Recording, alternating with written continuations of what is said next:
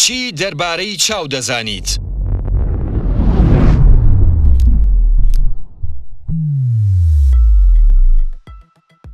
ئەو چاوەی کە بەردەوام ئێمە جوانیەکانی پێدەبینین، ئەو چاوەی کە تاکو ئێستا مرۆڤ نەیتوانیوە کامێرایەک دروست بکە وەک چاو بێ.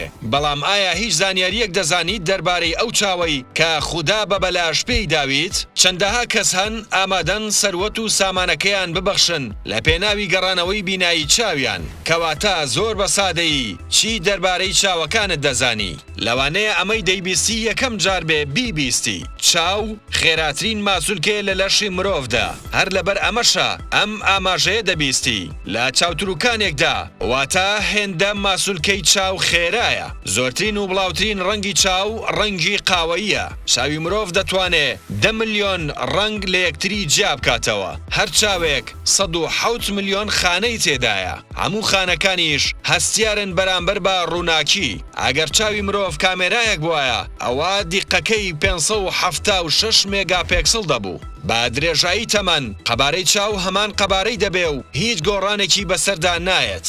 لە کاتێکدا لوت و گوێ تا مردن لە گەشەکردن ناوەستن. کەواتە تاکو ئێستا مافی چاوەکانت بە تەواوی داوە، یان هەر سەیری ماڵی خەڵکی پێدەکەیت و خەریکی چاو پیسیت. ئایا لەسەر نیعمەتی چاو سوپاسی خوا دەکەیت؟ ئەگەر ئێستا کەسێکی دەوڵەمەند چاوی تۆ ئەو ڕزگار بکە لە نابینایی، ئامادەیت بە چەندێک پارە پێی بفرۆشیت؟